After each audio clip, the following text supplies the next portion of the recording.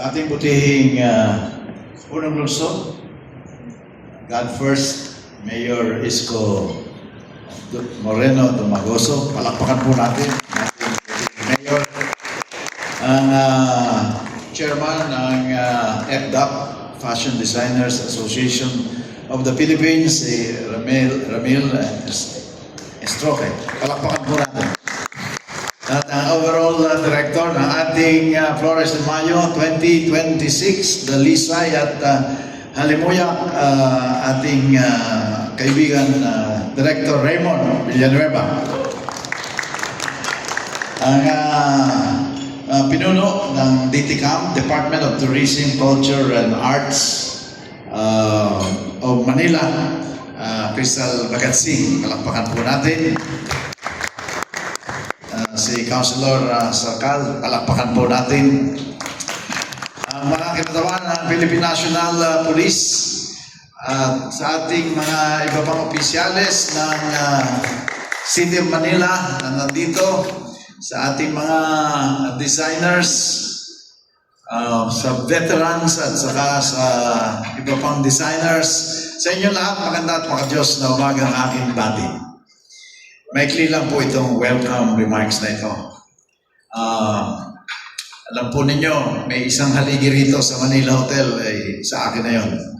Kasi magdadalawampung taon na akong presidente ng Manila Hotel. At mainit namin kayo tinatanggap dito sa Manila Ballroom, isang makasaysayang lugar dito sa Manila Hotel. Bagamat ang buong hotel ay makasaysayan, 114 years old na po ito, Manila Hotel. Pero itong Manila Ballroom ay disenyo mismo ng national artist Leandro Locsin. Kaya wala po kayong makikita gasing iconic ng Manila Ballroom. Ito lang po ang katangi-tangi. God first. That's the first impression that I got from Mayor Isko, to tell you the truth. When we met for the first time, here at the Manila Hotel, you were our guest and you expressed your belief in God, God first. That's why ditong ating Flores de Mayo ay magbibigay ng parangal sa ina ng Diyos. At ang ano man ang ating denomination, hindi natin maitatanggi na ang ina ng Diyos ay napakahalaga sa ating buhay. Kaya nga tinawag ina ng Diyos. Bagamat siya ay tao, hindi natin siya hindi talaga natin siya dinidiyos. But siya ang ina ni Jesus, at si Jesus ay Diyos. Jesus is Lord. Kaya malaking bahagi ng ating buhay bilang Kristiyano, ang ina ng Diyos. Si Maria, ang Birheng Maria. At siya nang bibigyan natin ng parangal sa Flores de Mayo, mag-aalay ng bulaklak sa kanya bilang pagbibigay halaga sa kahalagahan ng ating ina ng Diyos. At mapalad tayo na ang ating butihing mayor at ang kanyang may bahay, Daini, ay siyang ating magiging hermano at hermana mayor. Palakpakan natin. At kabilang pa ang kanilang mga anak.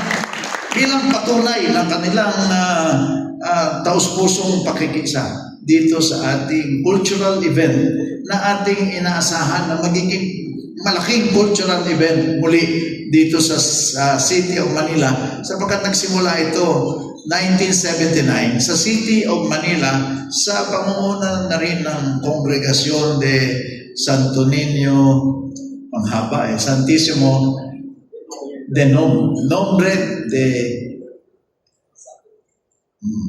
gano'n na nga. Ang haba kasi. Sila Ben Parales, Rene, were you part of that? No? You're still part of that. Tony, were you part of that? Tony, si Tony gumagawa na aking barong Tagalog. Libre. Hindi naman. Hindi. Very kaunti. So, talagang pagagandahin natin, Mayor, talagang pag-uusayin natin ang Armed Forces of the Philippines, kasama na rito.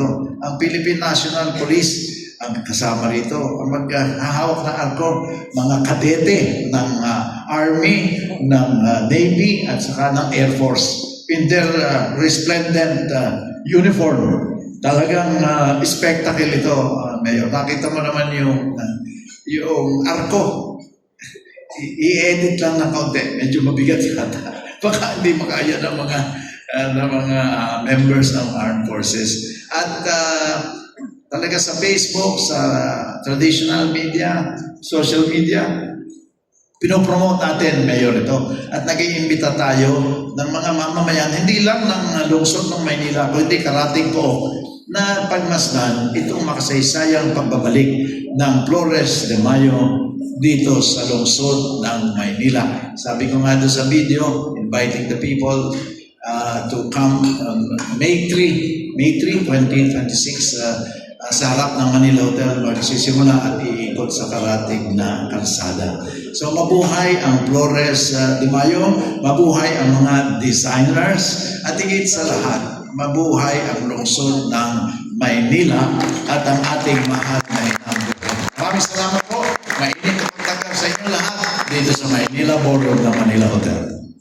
Maraming salamat po, Mr. President of the Manila Hotel.